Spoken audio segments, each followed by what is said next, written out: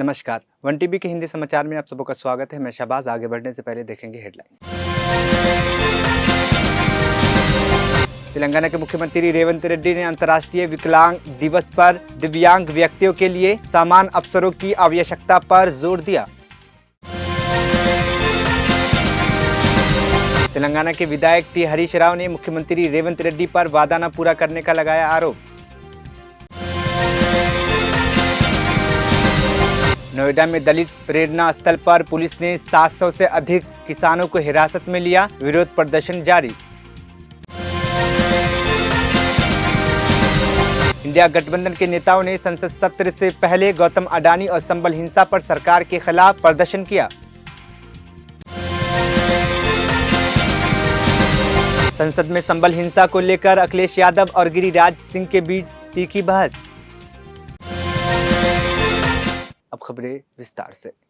अंतर्राष्ट्रीय विकलांग दिवस के मौके पर तेलंगाना के मुख्यमंत्री रेवंत रेड्डी ने दिव्यांग व्यक्तियों के साहस को सराहा। उन्होंने समाज के एक समावेशी वातावरण बनाने की अपील की जो शारीरिक समस्याओं के बावजूद सभी के लिए समान अवसर प्रदान करता हो। मुख्यमंत्री ने कहा है कि उनकी ताकत और आत्मविश्वास हम सभी के लिए प्रेरणा है और ये भी कहा है कि दिव्यांग व्यक्तियों को उनकी पूरी क्षमता तक पहुंचाने के लिए उनका समर्थन करना हमारी सामूहिक जिम्मेदारी है। तेलंगाना के विधायक टी हरीश राव ने मुख्यमंत्री रेवंत रेड्डी की आलोचना करते हुए उन पर आरोप लगाया है और कहा है कि अपने पहले वर्ष में प्रमुख वादों को पूरा नहीं किया है और वो अपने वादों को पूरा करने में पूरी तरीके से विफल रहे हैं। हरीश राव ने कहा है कि रेवंत रेड्डी ने अपनी बातों को बदलने में महारत हासिल कर ली है और चुनाव के दौरान किसानों को वित्तीय सहायता देने वाली रैतु बंधु योजना को रोक दिया है। उन्होंने ये भी दावा किया है कि कोविड-19 के मुश्किल समय में भी उनकी सरकार ने रैतु बंधु योजना को जारी रखा था, जबकि रेवंत रेड्डी के नेतृत्व में किसानों को बेसहारा छोड़ दिया गया है। రెండు తలకాయల పామును చూసి మనం చాలా భయపడతాం, కానీ పాపం అది ఏమనది. రెండు తలకాయల పాము అది ఏమనదు, అదంత పెద్ద ప్రమాదకరం కాదు. రెండు నాల్కల ధోరణి కలిగిన మనుషులు ఉంటారు, రెండు నాల్కల మనిషి అంటాం, కానీ దాన్ని మనం పెద్దగా పట్టించుకోం. రెండు నాల్కల మనుషుల గురించి పెద్దగా పట్టించుకోం, కానీ వామ్మో అది చాలా ప్రమాదకరం, చాలా ప్రమాదకరం. అయితే ఈ రెండు నాల్కల వైఖరికి ఎవరు నిదర్శనమని రాష్ట్రంలో ఎవరిని అడిగినా కూడా స్పష్టంగా నిస్సందేహంగా చెప్తారు ఆయన ఎవరు అంటే రేవంత్ రెడ్డి, మన రాష్ట్ర ముఖ్యమంత్రి. డబుల్ ఎడ్జ్డ్ నైఫ్తోనైనా కొంత జాగ్రత్తగా ఉండొచ్చు, కానీ డబుల్ టంగ్ లీడర్లతో చాలా డేంజర్, సమాజానికి చాలా నష్టం వాళ్ళతో.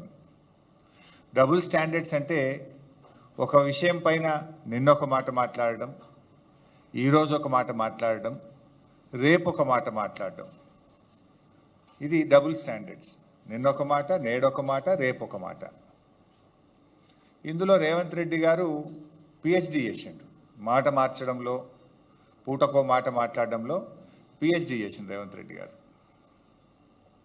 ఉల్టా ఇంకా మళ్ళీ ఆయన్నే అంటాడు, ఇంకోటి దబాయిస్తాడు, అయ్ ఎవడా అన్నది, ఎవరన్నారు ఆ మాట అని ఉల్టా దబాయించి ముచ్చటగా మూడో స్టాండ్ చెప్పగలిగిన నేర్పరితనం కూడా రేవంత్ రెడ్డి గారిలో ఉంది.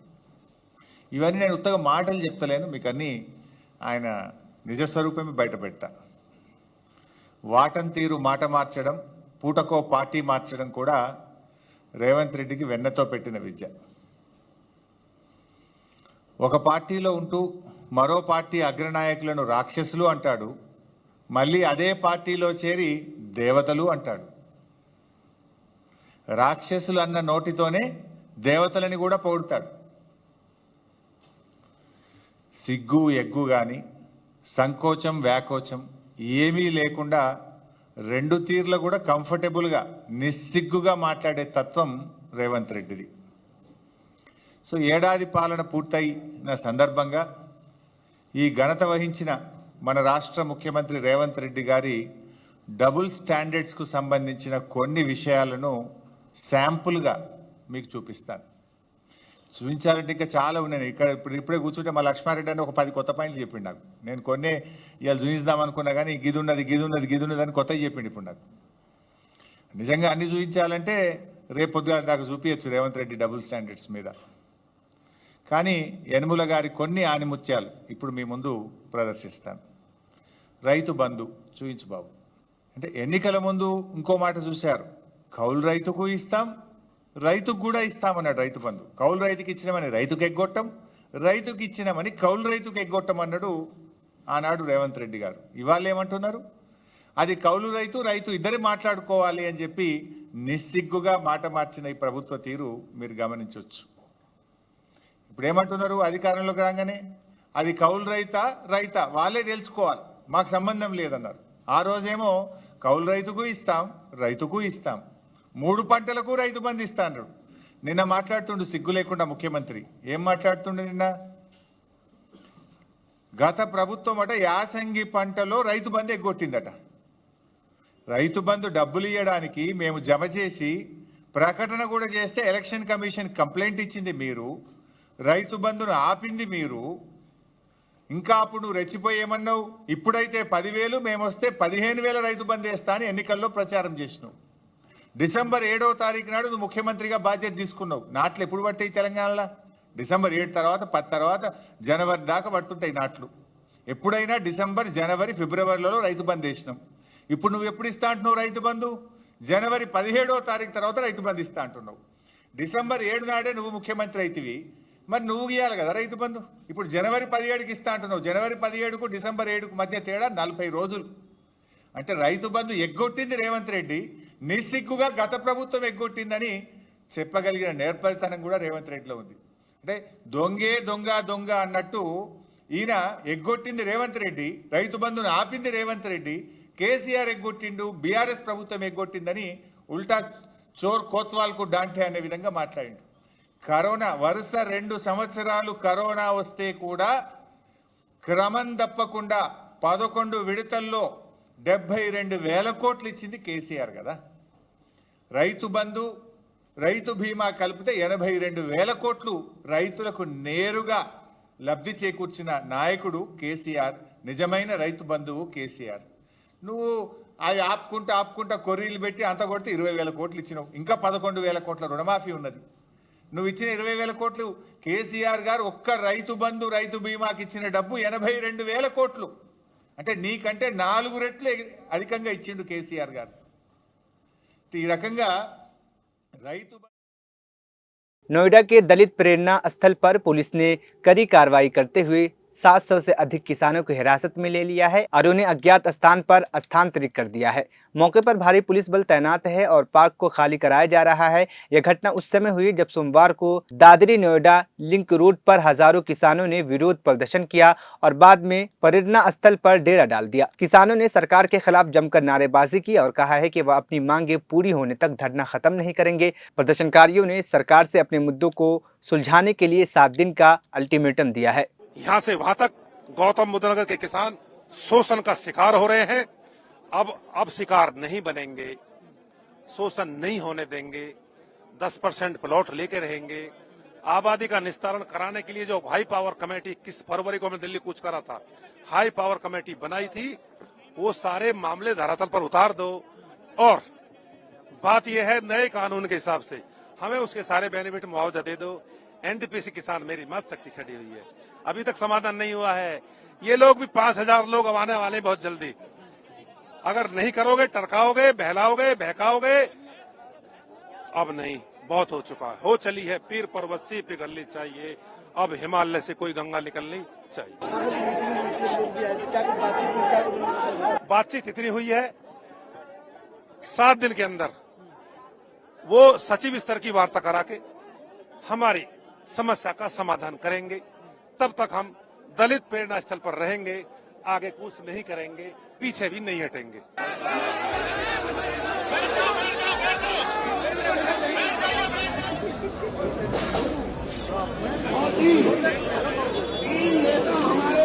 मुख्य मांग है 10%। जो गौतम बुद्ध नगर में जिस किसान की भी जमीन गई है, उस समय समस्त किसान को 10% विकसित प्लॉट और 64.7% मुआवजा जिनको नहीं दिया गया अब तक, उनको एक किसान को चाहिए जिसकी जमीन गई है। नंबर 1।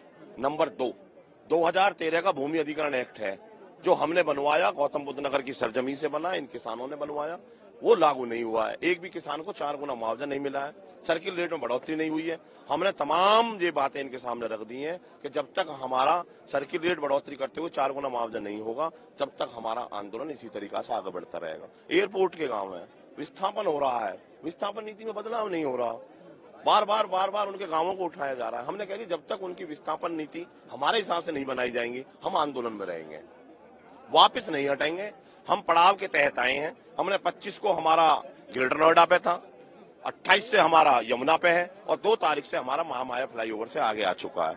अब जब तक इनका मन करे, जब तक ये अपने काम करते रहे, हम निरंतर आगे बढ़ते रहेंगे। जहां तक हमें जाना होगा वहां तक हम जाएंगे। सरकार तक हमें अपनी बात पहुंचानी है। सरकार की कान में अगर आवाज पहुंच गई हो तो हमारी समस्या का समाधान कर दे, नहीं तो हम फिर आगे बढ़ेंगे। अभी अधिकारी भी यहाँ पर आए, अधिकारियों से आपकी क्या बात है? क्या आप लोग यहाँ पे धरना अभी खत्म कर रहे हैं या कहीं और? नहीं, धरना हमारा जारी है, धरना हमारा जारी है। आज का हमारा पड़ाव यहाँ का है, हम पड़ाव के तहत हैं। फिर हमने अधिकारियों से कहा है कि आप जल्द से जल्द हमारी समस्या का समाधान करें, अन्यथा हम। संसद सत्र से पहले विपक्षी गठबंधन इंडिया के कई नेताओं ने गौतम अडानी और संबल हिंसा मामले को लेकर सरकार के खिलाफ विरोध प्रदर्शन किया। लोकसभा में विपक्ष के नेता राहुल गांधी, कांग्रेस नेता प्रियंका गांधी और अन्य विपक्षी नेताओं ने संसद परिसर में प्रदर्शन किया और अडानी मामले पर संयुक्त संसदीय समिति यानी जेपीसी के गठन की मांग की। विपक्षी नेताओं ने आरोप लगाया कि सरकार अडानी समूह को बचाने और वित्तीय अनियमितताओं को नजरअंदाज कर रही है। कांग्रेस, आम आदमी पार्टी, आरजेडी, शिवसेना, डीएमके और वामपंथी दलों के नेताओं ने प्रधानमंत्री नरेंद्र मोदी के खिलाफ नारेबाजी की और सरकार से जवाब मांगा। इस बीच लोकसभा की कार्रवाई के दौरान नारेबाजी चलते रहे। कुछ विपक्षी नेताओं ने वॉकआउट किया, जबकि स्पीकर ने सत्र को जारी रखते हुए सवालों का सिलसिला पूरा किया।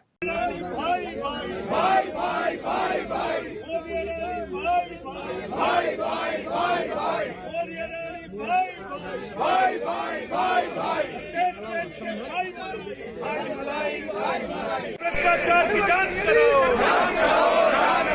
जेपीसी से जांच करो, अडानी के भ्रष्टाचार की जांच करो, जेपीसी से जांच करो, प्रधानमंत्री सदन में आओ।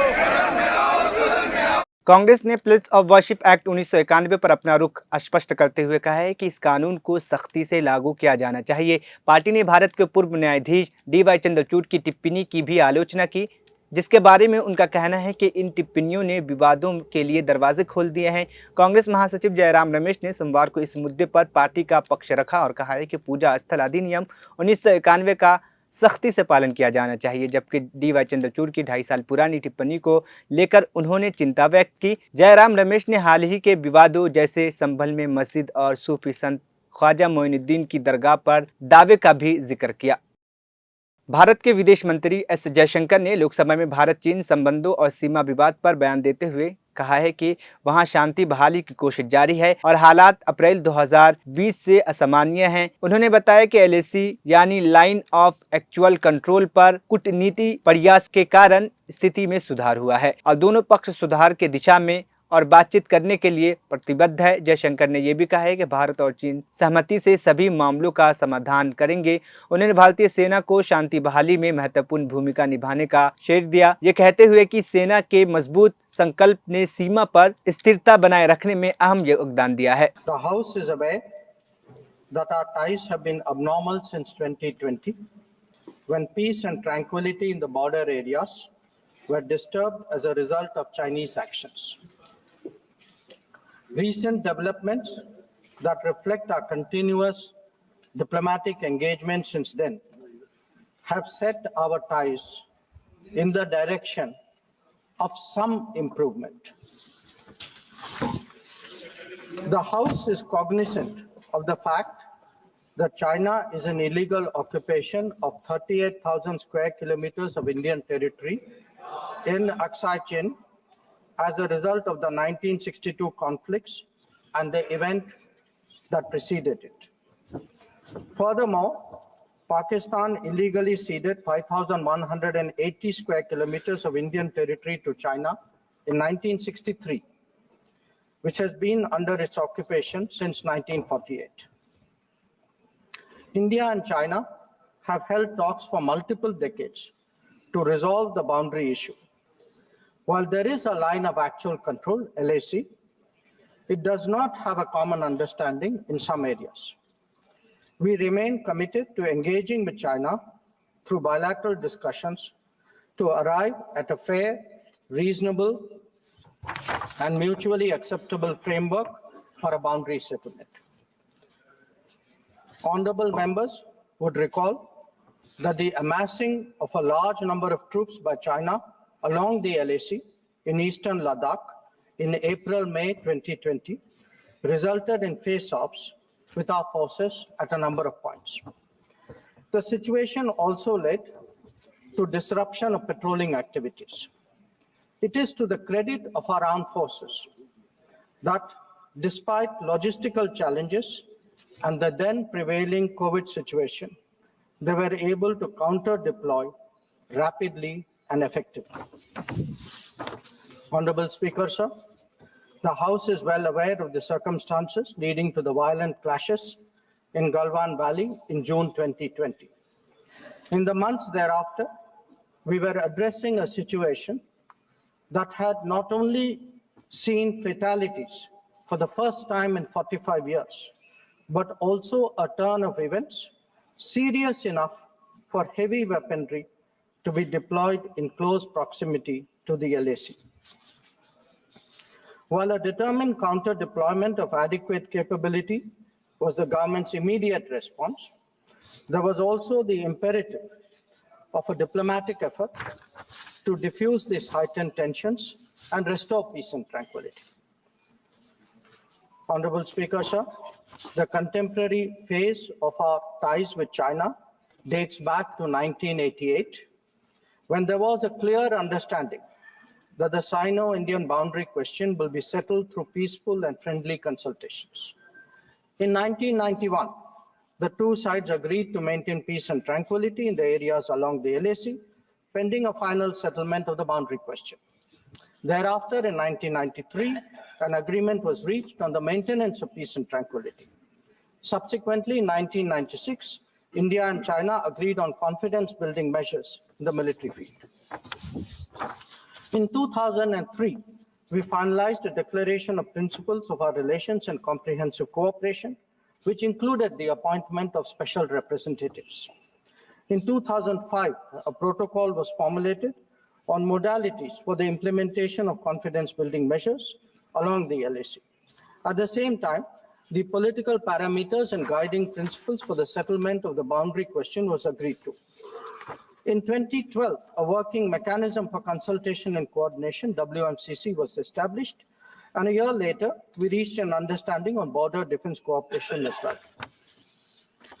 Speaker, sir, the purpose of my recalling these agreements is to underline the elaborate nature of our shared efforts to ensure peace and tranquility, and to emphasize the seriousness of what its unprecedented disruption in 2020 implied for our overall relationship. The situation arising after our counter-deployment in 2020 called for multiple sets of responses. The immediate priority was to ensure disengagement from friction points so that there would be no further untoward incidents or clashes. This, sir, has been fully achieved, as I will explain. The next priority will be to consider de-escalation that would address the massing of troops along the LAC with associated accompaniments. It is also evident that the management of border areas will require further attention in the light of our recent experiences. In all of this, we were and we remain very clear that the three key principles must be observed in all circumstances. One, both sides should strictly respect and observe the LAC. Two, neither side should attempt to unilaterally alter the status quo. And three, agreements and understandings reached in the past must be fully abided by. संसद के शीतकालीन सत्र के दौरान संभल हिंसा पर बहस के दौरान काफी हंगामा हुआ। समाजवादी पार्टी के प्रमुख अखिलेश यादव ने इस हिंसा को सोची समझी साजिश बताते हुए बीजेपी पर आरोप लगाया कि उसने भाईचारा को नुकसान पहुंचाने का काम किया है। उन्होंने यूपी उपचुनाव में तारीखों के बदलाव को लेकर भी सवाल उठाए। अखिलेश यादव के आरोप के बाद केंद्रीय मंत्री गिरिराज सिंह अपने सीट से उठकर उनके बयान का कड़ा विरोध करने लगे, जिसके बाद पीयूष गोयल भी उनके साथ शामिल हो गए। दोनों पक्षों के बीच तकरार बढ़ने पर लोकसभा स्पीकर ने सत्ता पक्ष के सांसदों को अपने सीट पर बैठने को कहा। हालांकि हंगामे के बीच अखिलेश यादव लगातार बोलते रहे और गिरिराज सिंह तथा पीयूष गोयल ने अपनी नाराजगी व्यक्त की। वो सोची समझी साजिश है। वहां जो खुदाई की बात लगातार अध्यक्ष महोदय देश में कोने कोने पर भारतीय जनता पार्टी और उनके सहयोगी और समर्थक शुभचिंतक बार बार खुदाई की जो बात कर रहे हैं अध्यक्ष महोदय, ये खुदाई जो है हमारे देश का सौहार्द, हमारे देश का भाईचारा, हमारे देश का गंगा जमुनी तहजीब को खो देगा। मैं आपका धन्यवाद इसलिए भी देता हूं कि इस महत्वपूर्ण जो साजिश हुई, और वो साजिश सोची समझी इसलिए मैं बोल रहा हूं।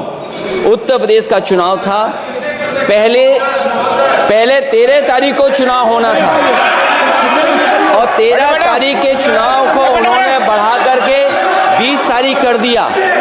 और इस जो घटना है मैं आपके सामने पढ़ना चाहता हूं। अध्यक्ष महोदय, ये यात्रा रुकी क्यों नहीं है? यात्रा ले जाओ दूसरी तरफ। अध्यक्ष महोदय, संभल की शाही जामा मस्जिद के खिलाफ 19/11/2024 को सिविल जज सीनियर डिवीजन छंदौसी संभल में एक याचिका डाली गई। कोर्ट ने दूसरे पक्ष को, अध्यक्ष महोदय सुनिए, ये सुनना चाहिए, हम यूं ही नहीं कहते थे, आप संक्षिप्त में बोले। अध्यक्ष महोदय, हम यूं ही नहीं कहते थे कि संविधान ये मानती नहीं सरकार, हम यूं ही नहीं कहते थे कि संविधान नहीं मानती। जब प्लेसेस ऑफ वर्शिप एक्ट है, प्लेसेस ऑफ वर्शिप एक्ट है, हम बनते तो बहुत कुछ हैं। संभल के शाही जामा मस्जिद के खिलाफ 19/11/2024 को सिविल जज सीनियर डिवीजन चंदौसी संभल में एक याचिका डाली गई। कोर्ट ने दूसरे पक्ष को सुने बगैर उसी दिन 19/11/2024 को सर्वे के आदेश दे दिए। ताज्जुब की बात है, संभल के जिलाधिकारी संभल और पुलिस अधीक्षक संभल आदेश को पढ़े बगैर 2 घंटे के बाद सर्वे के लिए पुलिस बल के साथ शाही जामा मस्जिद पहुंच गए। जामा मस्जिद की कमेटी, जनप्रतिनिधि, उलेमा इकराम, सभी अधिवक्ताओं ने सहयोग दिया। जिलाधिकारी संभल और पुलिस अधीक्षक संभल ने 2.5 घंटे सर्वे के बाद कहा, आप सब सर्वे पूरा हो चुका है और अब रिपोर्ट कोर्ट को भेज दी जाएगी। लेकिन दिनांक 22/11/2024 फ्राइडे को जुम्मे की नमाज के लिए लोग नमाज अदा करने के लिए जामा मस्जिद पहुंचे, लेकिन पुलिस प्रशासन ने बैरिकेड लगा दिया ताकि लोग नमाज न पढ़ सकें। उसके बाद भी लोगों ने संयम बरतते हुए नमाज अदा की और किसी प्रकार का विरोध प्रदर्शन नहीं किया। 29/11/2024 को कोर्ट की अगली तारीख तय थी। शाही जामा मस्जिद की कमेटी और मुस्लिम समाज के सभी लोग कोर्ट में केस की पैरवी के लिए तैयारी कर रहे थे, परंतु दिनांक 23/11/2024 की रात पुलिस प्रशासन द्वारा कहा गया 24/11/2024 यानी अगले दिन सुबह को दोबारा सर्वे किया जाएगा। शाही जामा मस्जिद कमेटी और अधिवक्ता ने कहा कि इस सर्वे तो मुकम्मल हो चुका है, अब दूसरे सर्वे की क्या आवश्यकता है? कोर्ट के आदेश का हमने पालन कर दिया। अगर दूसरे सर्वे कराना है तो दोबारा आदेश करवाएं, कोर्ट के आदेश के बाद हम दोबारा सर्वे करा देंगे। लेकिन जिलाधिकारी संभल और पुलिस अधीक्षक संभल ने कोई सुनवाई नहीं की और तानाशाही दिखाते हुए सुबह के वक्त से पहले शाही जामा मस्जिद आ गए। शाही जामा मस्जिद कमेटी और मुस्लिम समाज के लोगों ने फिर भी धैर्य रखा और दोबारा सर्वे के लिए अंदर ले गए। सर्वे के दौरान करीब 1.5 घंटा बाद जब जनता को सूचना मिली तो वो इकट्ठा होना शुरू हो गए। लोगों ने सर्वे का कारण जानना चाहा तो सर्किल ऑफिसर ने उनके साथ गाली गलौज की और लाठीचार्ज करवाकर बुरी तरह जख्मी कर दिया। इसका विरोध करते हुए चंद लोगों ने पत्थर चलाए, जिसके बदले में पुलिस के सिपाही से लेकर के अधिकारियों तक ने अपने सरकारी और प्राइवेट हथियारों से गोलियां चलाईं, जिसका वीडियो रिकॉर्डिंग है, जिसके एवज में दर्जन लोग गोलियों से घायल हो गए हैं। 5 मासूमों जो कि अपने घर से सामान लेने के निकले थे, उनकी मृत्यु हो गई। संभल का माहौल बिगाड़ने में, संभल का माहौल बिगाड़ने में याचिका दायर करने वाले लोगों के साथ पुलिस और प्रशासन के लोग जिम्मेदार हैं। इनको निलंबित किया जाना चाहिए और हत्या का मुकदमा चलाया जाना चाहिए, जिससे कि लोगों को इंसाफ मिल सके और आने वाले समय में कोई इस प्रकार की संविधान के खिलाफ और गैर कानूनी घटना को अंजाम न दिया जा सके। अध्यक्ष महोदय, ये लड़ाई दिल्ली और लखनऊ की है। नो प्लीज कभी दिल्ली पहुंचे थे जिस रास्ते, वही लखनऊ वाले उसी रास्ते पहुंचना चाहते हैं। उज्जर रमन सिंह जी 2 मिनट बोल रहे, आप 1 मिनट बोल रहे हैं। हो गया विषय आपका अखिलेश जी विषय हो गया आपका। अखिलेश जी विषय हो गया आपका। अखिलेश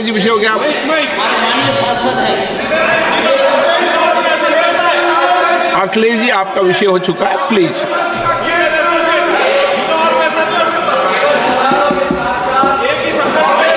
आप जल्दी आप बोलना चाहते हैं, प्लीज। चलिए,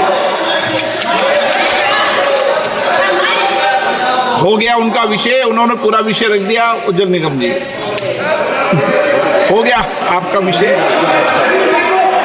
आपने सारी मांग रख दी। माननीय अध्यक्ष जी, संभल को इंसाफ और न्याय चाहिए।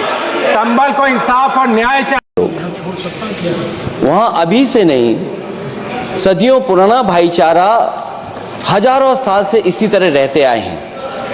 लेकिन अचानक ये जो घटना हुई है, ये सोची समझी रणनीति के तहत वेल प्लान्ड हुआ है और वहाँ के भाईचारे को गोली मारने का काम हुआ है।